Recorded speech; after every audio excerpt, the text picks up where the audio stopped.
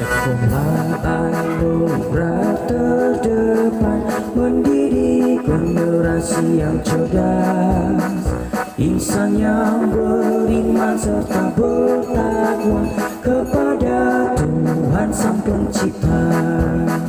Sekolah anugerah terdepan bersatu melayani bersama, membangun insan mandiri berprestasi, raihlah masa depan gemilang.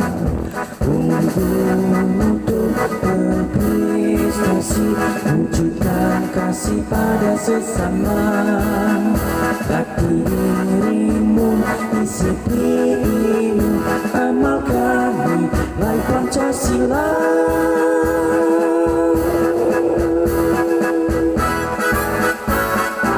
Halo, good morning student. How are you today? Mister berharap bahwa kalian tetap semangat belajar ya, dan jangan pernah bosan untuk senantiasa belajar.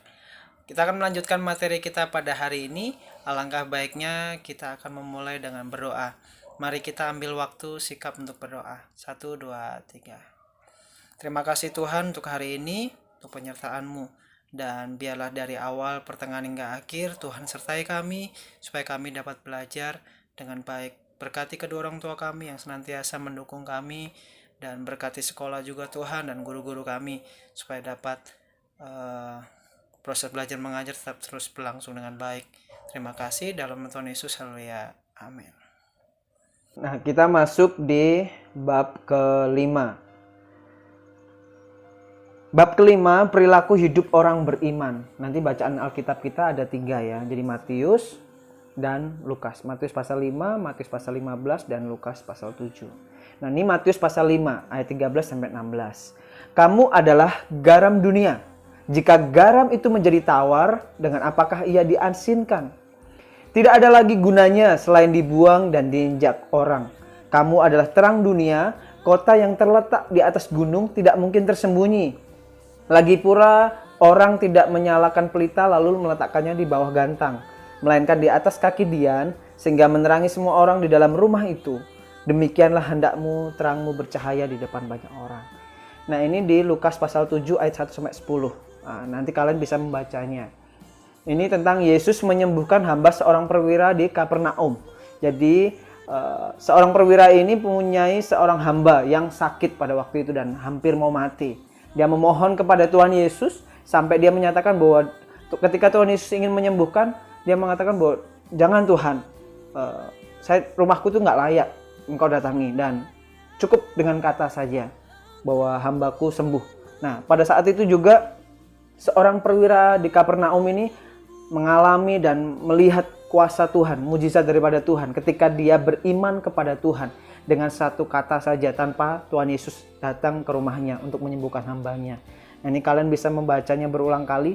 Sangat memberkati kita semua bahwa di dalam kehidupan kita menjadi perilaku kita hidup beriman itu seperti apa. Belajar dari seorang perwira di Kapernaum. Nah, yang ketiga, Matius pasal 15 ayat 21 sampai 28. Ini tentang perumpamaan Kanaan, perempuan Kanaan yang percaya.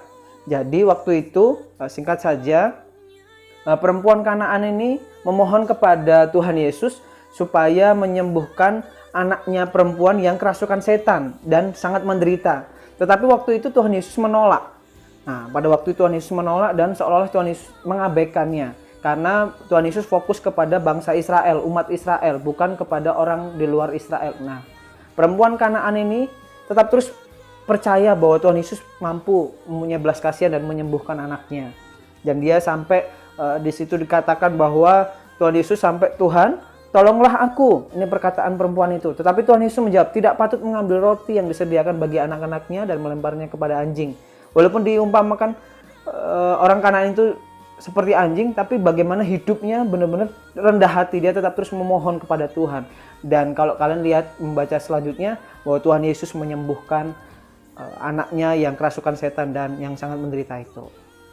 Nah, di poin yang pertama, kita akan belajar di bagaimana perilaku hidup orang beriman. Yang pertama ini, yang kita harus pelajari adalah sikap rendah hati. Nah, rendah hati artinya bergantung kepada Tuhan sepenuhnya. Rendah hati artinya bergantung kepada Tuhan sepenuhnya.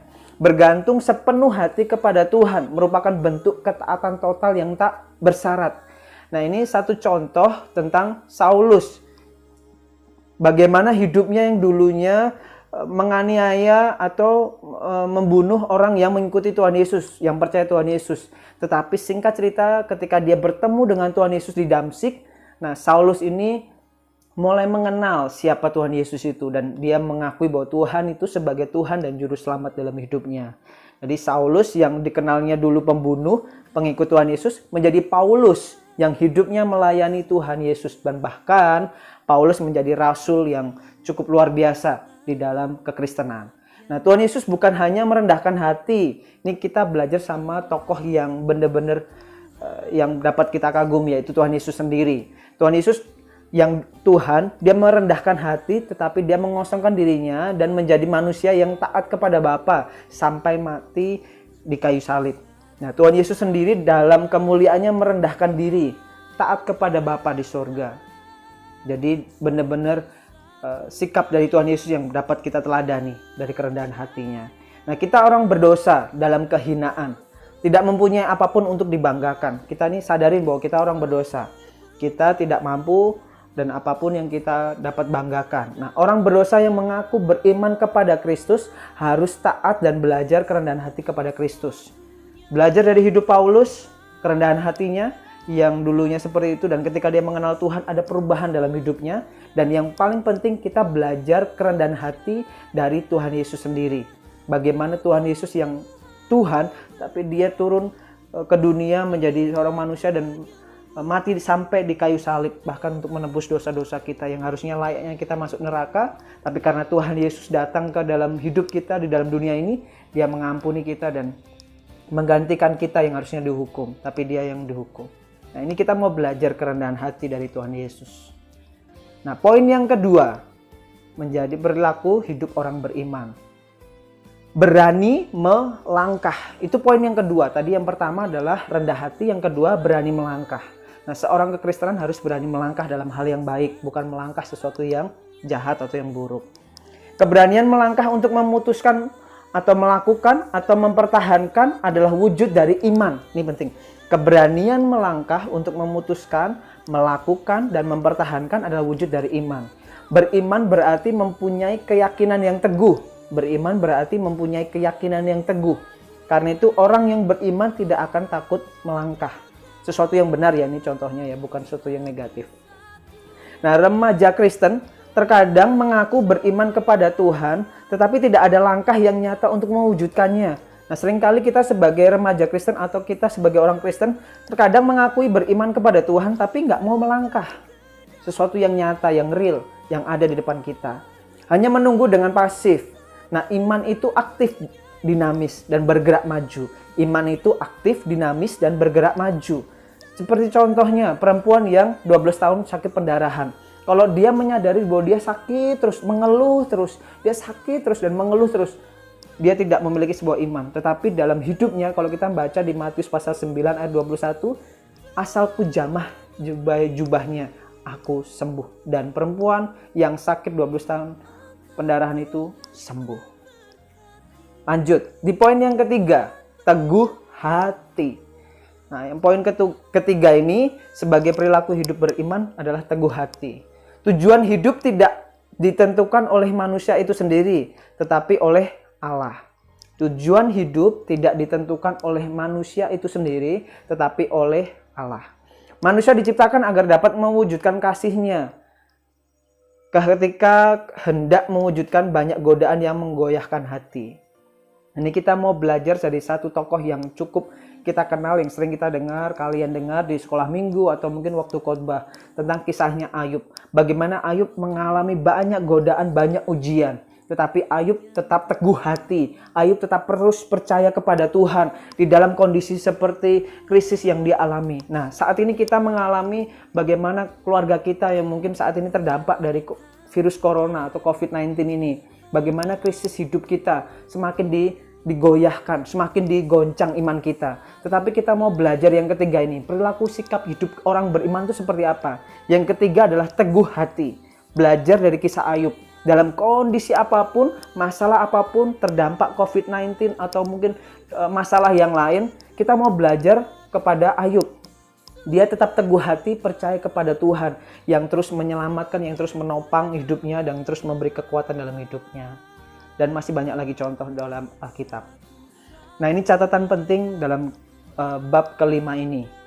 Jadilah orang Kristen yang berperilaku hidup orang beriman dengan cara tetap rendah hati. Sekali lagi, jadilah orang Kristen yang berperilaku hidup orang beriman dengan cara tetap rendah hati.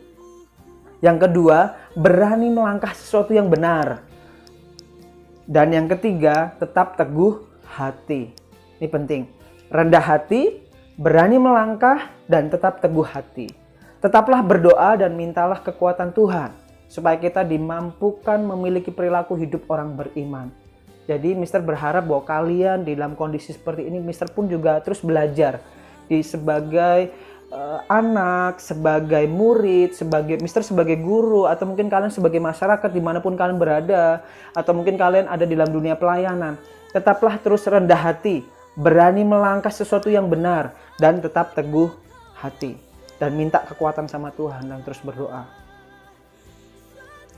Nah, ini ada satu contoh di mana kalian bisa mengerjakannya, memberi poin dengan jujur. Nilai 1, 2, sampai 10. Nah, perilaku hidup beriman. Apakah saya mengakui yang pertama dan kedua sampai ke 10, kasih nilai sendiri. Dan yang kedua, temukan teladan.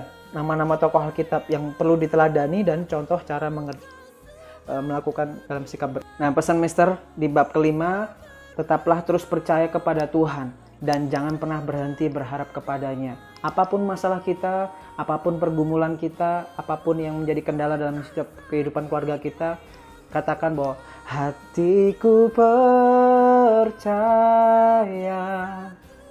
Satu pujian itu biarlah menjadi berkat buat kita semua. Tetap semangat dan tetap terus berdoa kepada Tuhan. Nah, kita tadi sudah menyelesaikan materi kita pada hari ini.